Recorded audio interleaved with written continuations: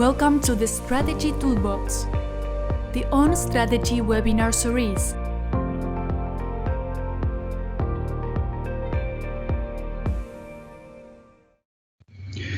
Good morning, everyone. Thank you for joining us in another webinar of our series, where we discuss ideas for the business community in an ever-changing world.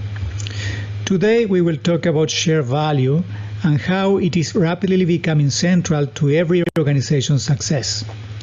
My name is Carlos Duran, and I have the pleasure to be your host.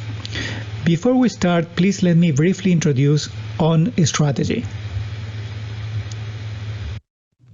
On Strategy is a consulting company focused on the creation of value through the formulation and implementation of business strategies.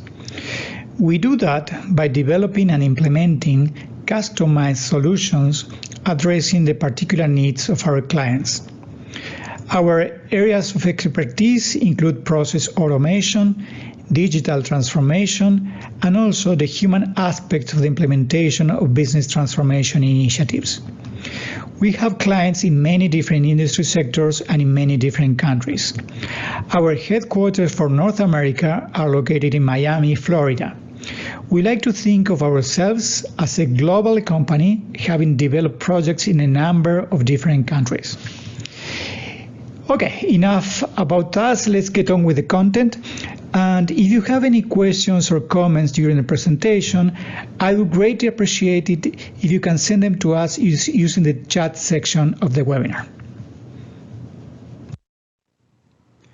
Before diving into the topic, I think it would be useful to have some context about how the humanity is doing today compared to how it was in the past.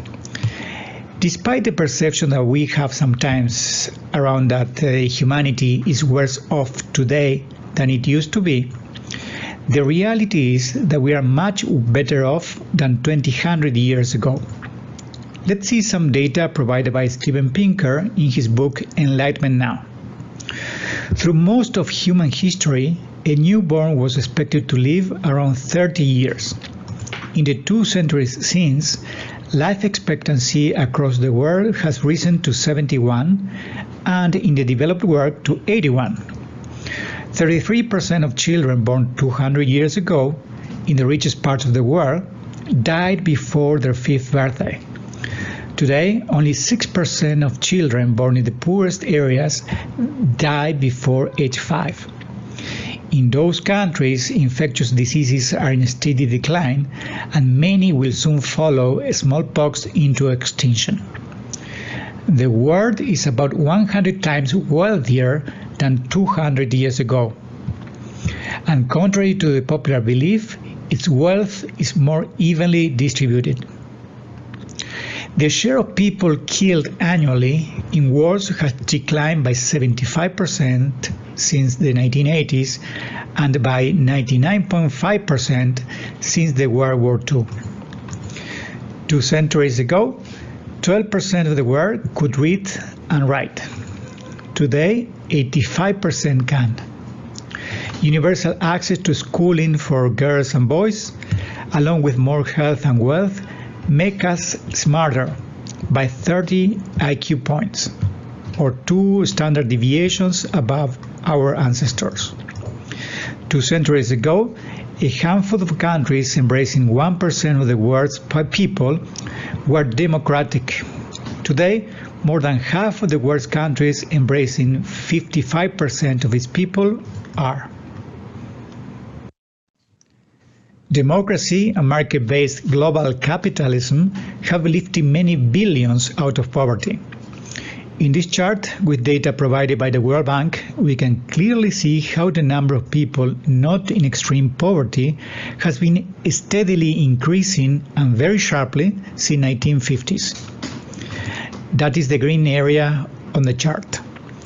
On the other hand, we can see how the world population living in extreme poverty has been declining sharply since the early 2000s.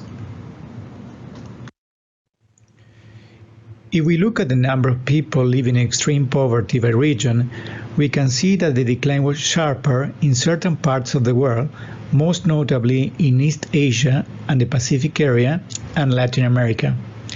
Other regions have experimented modest declines, like South Asia, and some other areas have seen a moderate upward trend, like Africa and Central Asia. Despite enormous progress, we have also seen that industrial development brought about undesirable effects, like the negative impact on the environment caused by the emission of greenhouse gases into the atmosphere. Pollution from burning carbon fuels and from the industrial activity has degraded the environment. The emission of CO2 and other greenhouse gases have dramatically increased since the 1900s, as we can see on this chart, reaching levels that, if not managed properly, pose a serious threat to the planet. More frequent and severe environmental disasters are to be expected. Climate change encompasses not only rising average temperatures, but also extreme weather events, shifting wildlife populations and habitats, rising seas, and a range of other impacts. All of these changes are emerging as humans continue to add heat-trapping greenhouse gases into the atmosphere.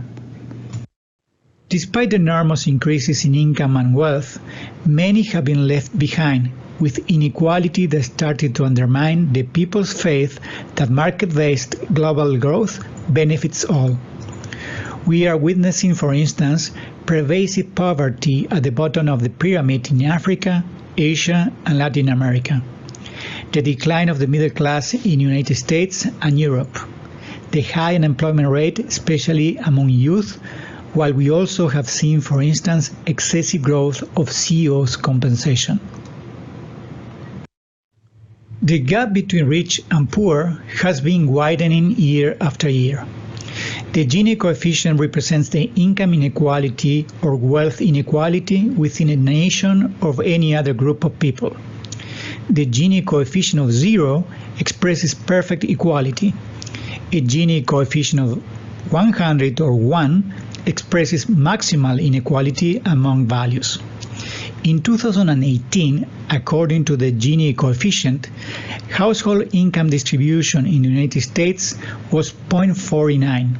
This figure was at 0.43 in 1990, which indicates an increase in income inequality in the United States over the past 30 years. The gap between the haves and have-nots in the United States grew last year to its highest level in more than 50 years of tracking income inequality, according to the figures provided by the Census Bureau of the United States.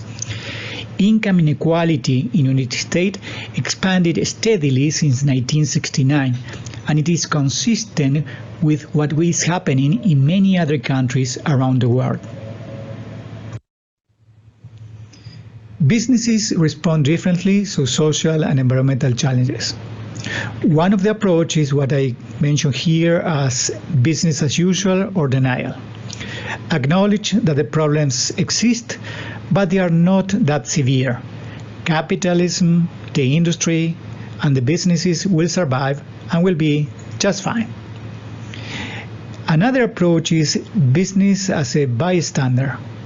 Problems exist, but governments have to take care of them. The business of business is business, as Milton Friedman used to say. And the one and only social responsibility of business is to use its resources to increase its profit, so long as it stays within the rules of the game, engage in open and free competition without deception or fraud. And another typical comment of this approach: how can business have responsibilities? Only people can have responsibilities. Some other businesses have seen the social and environmental challenges as an opportunity.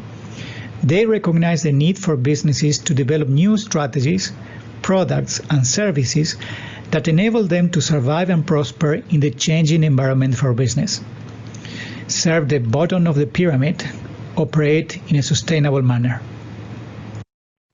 We can identify 3 stages in the development of more social and environmental conscious business. The first stage is philanthropy. Business becomes a good corporate citizen by meeting community obligations.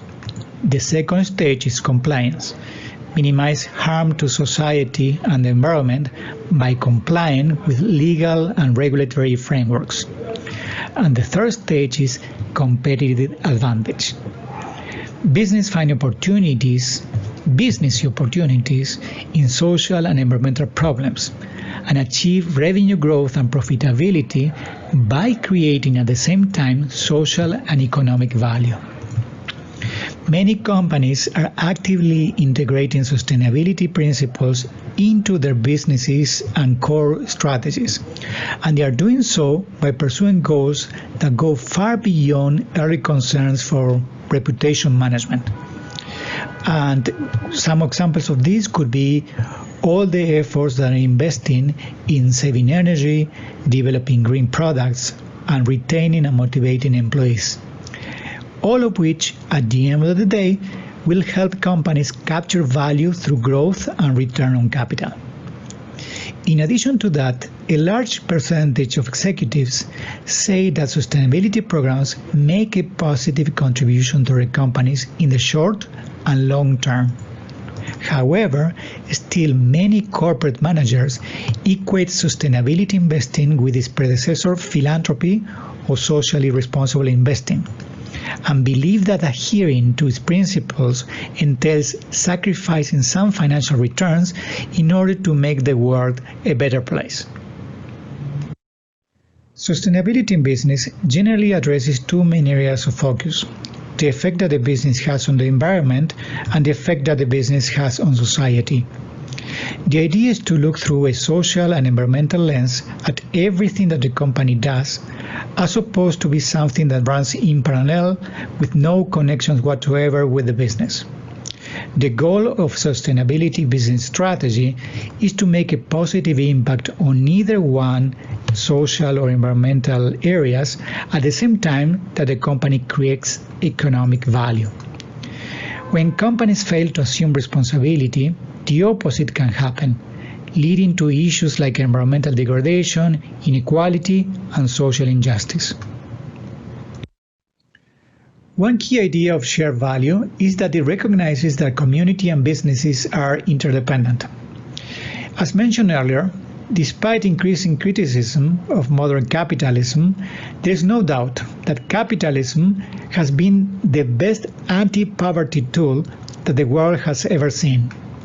Governments don't create wealth. They don't know how to do it, and they don't have the capacity to do it. Only business creates wealth, and they do it by satisfying a need for a profit. This simple concept has been demonized and attacked profusely lately. Oh my goodness, earn money by satisfying a need. Of course, the system was not perfect, and we have seen how many companies have, in many cases, abused. But the times where companies can make money at the expense of the societies and or the environment are starting to be over. Mounting evidence shows that the most profitable companies are the ones that one way or another have embraced the concept of sustainability. Consumer preferences are changing, and they are favoring companies with good social and environmental records. The same is happening with investors. They are starting to give more and more importance and prioritizing companies that not only are profitable, but at the same time create value or benefits for the society and the environment.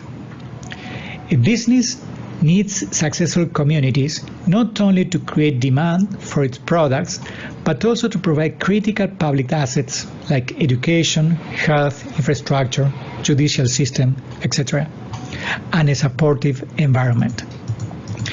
A community needs successful businesses to provide jobs and wealth creation opportunities for its citizens.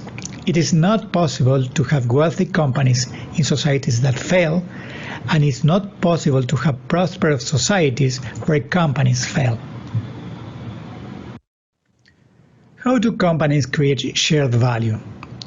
Companies create shared value when they enhance their competitiveness while advancing economic and social conditions in the communities where they operate. Companies do that by changing paradigms that were deeply rooted for many years in the business community. It is not about choosing between making profits or supporting the society or the environment. It is not a zero-sum game anymore.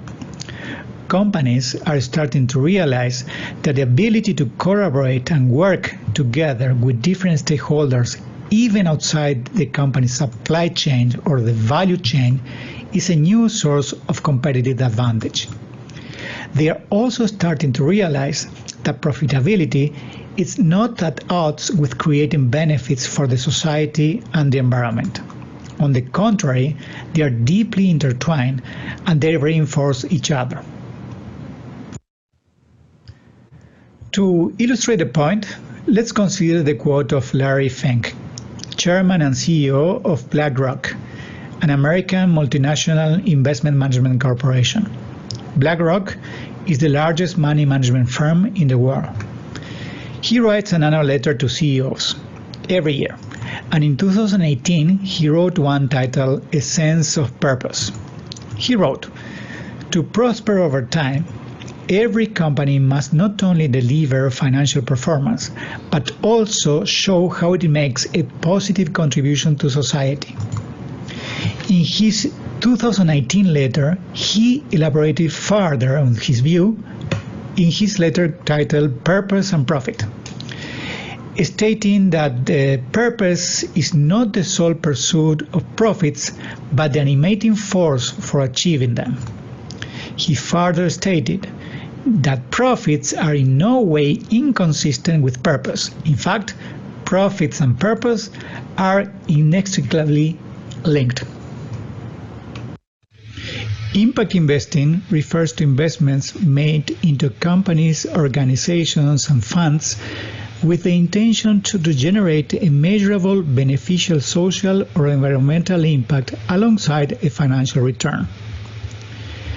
Harvard Business School did a study. If you invested $1 20 years ago in a select portfolio of public companies focused just on growing their businesses, the dollar would have grown to 14.46. Not bad. But you had instead invested the same dollar in a portfolio of companies that focus on the most important environmental and social issues while growing their business, that same dollar would have grown to 28.36. Let's look at some numbers and see how companies taking action on climate change are more profitable. The CDP Standard & Poor's 500 Climate Change Report presents the progress achieved by companies in integrating climate change risk management into strategic planning, taking action towards emission reductions, and demonstrating a long-term view of how to best manage the assets of shareholders. Here are some of the results.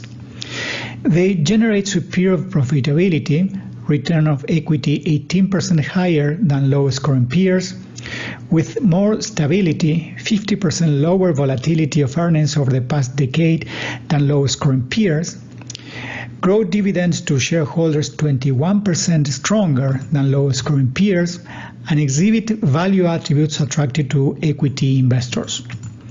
Investors seek out companies with superior management quality that efficiently allocate capital and maximize operating profitability. Quality is often measured in terms of financial outcomes, including return on equity, earnings, stability, and dividend growth. There are a number of reasons why incorporating social good and environmental protection into strategy can help a company's long-term performance. It not only helps the company be more efficient by driving less use of resources or solving pressing social problems, but also because it helps strengthen the company in the eyes of a number of important stakeholders, like their customers, employees, investors, and the general public. A company that has a purpose that goes beyond generating profit to serve the society attracts like magnet younger generations of employees who seek meaning in the work that they do. Being able to create a cohesive culture despite changes in the environment can help the organization navigate internal and external changes. The company's products or services can change, but what the company stands for remains intact. Finally, thinking about how to solve societal and environmental problems is a powerful force that promotes innovation by exposing employees to new ideas and perspectives, like creating new products and services for underserved communities or segments of the population. The reasons why many companies now want to enter emerging markets is because those markets are growing.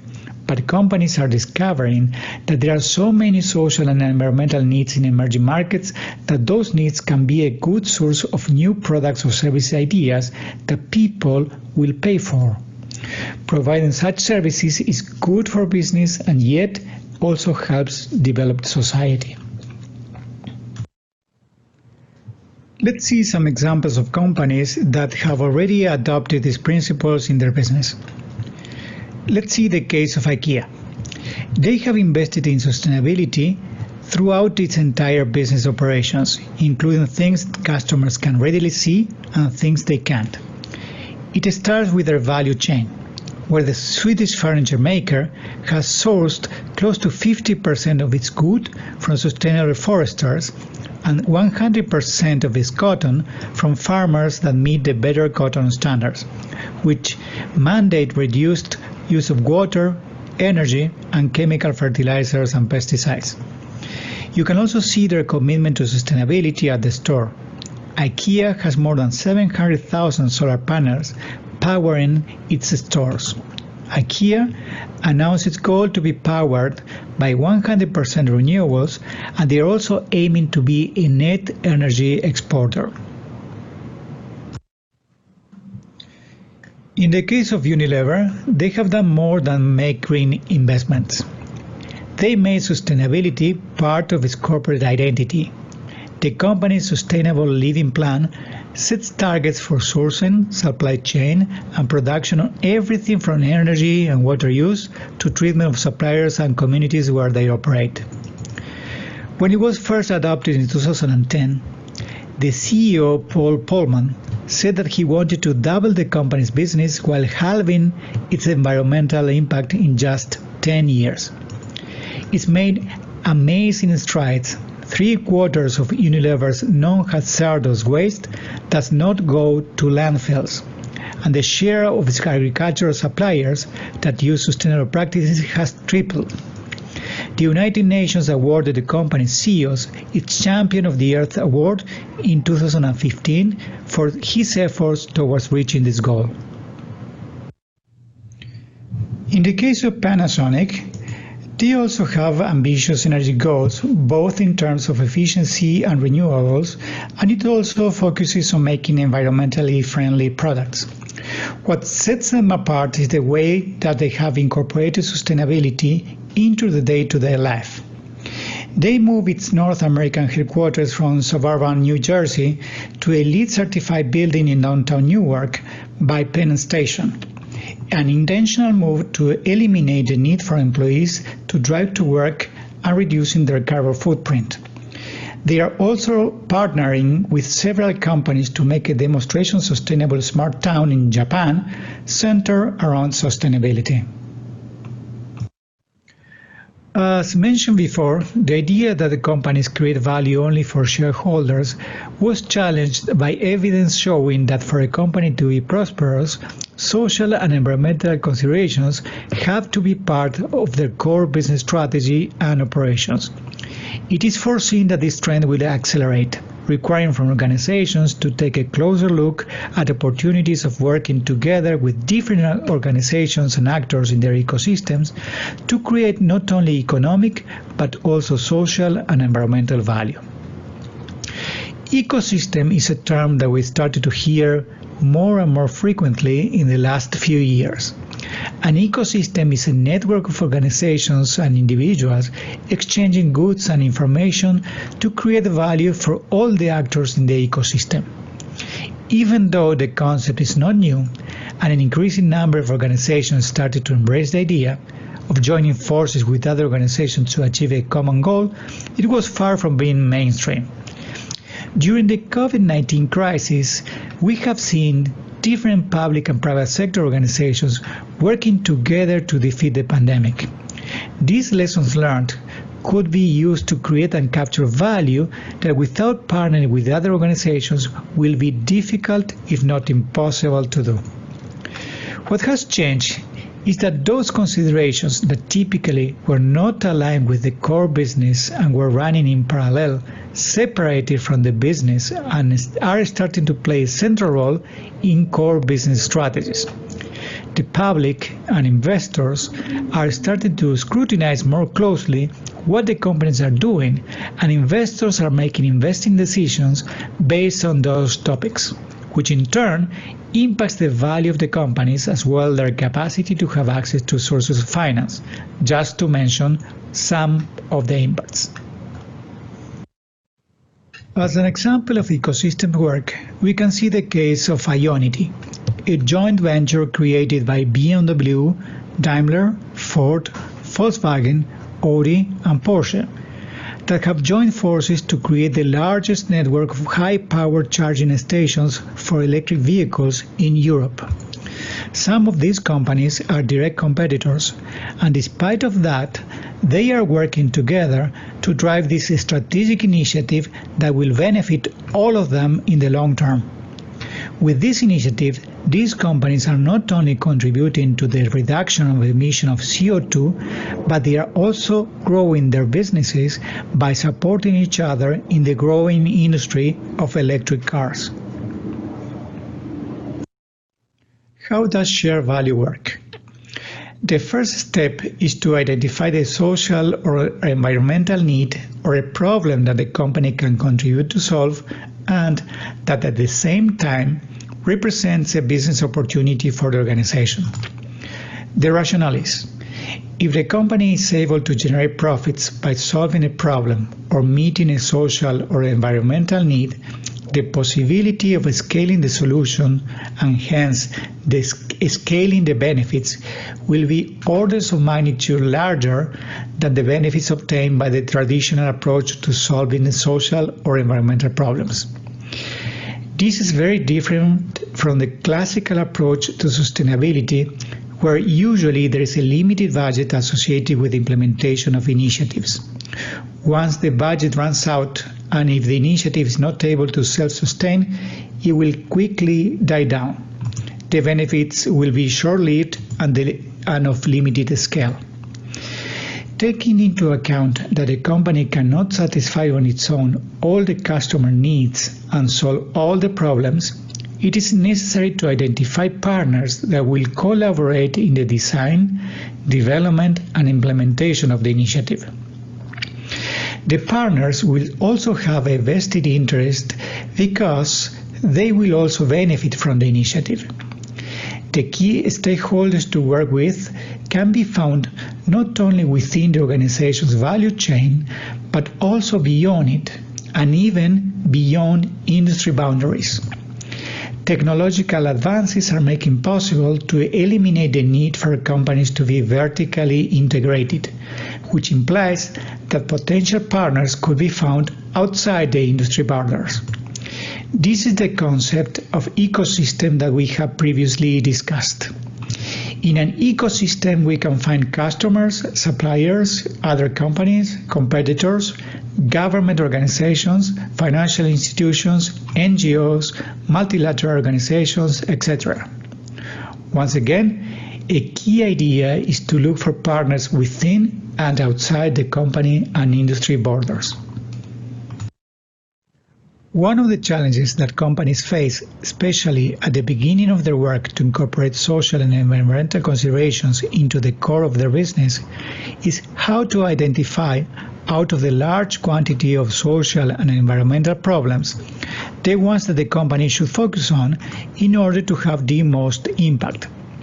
One of the most common tools to do that is the materiality matrix. That is basically a tool that helps identify what are the topics that are most important for the company and its stakeholders. As an example, we can see here on this slide the materiality matrix of the chemical company BASF. The chart marks the importance of sustainability-related issues based on their importance to BASF and its stakeholders. Other companies use similar tools. Such exercises help companies recognize the most important issues early on in the process and then integrate them into the management. I would like to summarize the key takeaways from this webinar. First, the creation of economic value is not at odds with the creation at the same time of social and environmental value. On the contrary, they reinforce each other.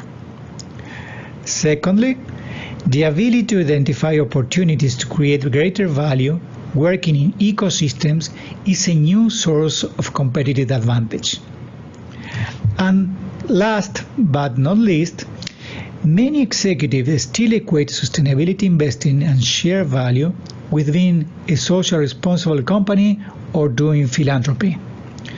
Don't be one of them if you want to succeed in this new world. With this, we have reached the end of today's webinar.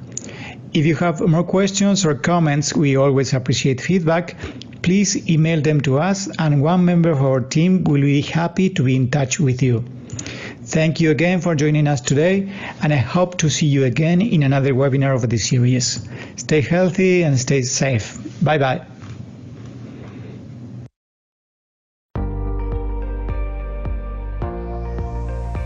Thank you for joining us on this webinar. For any further questions, please contact us at contact@on/strategy.com.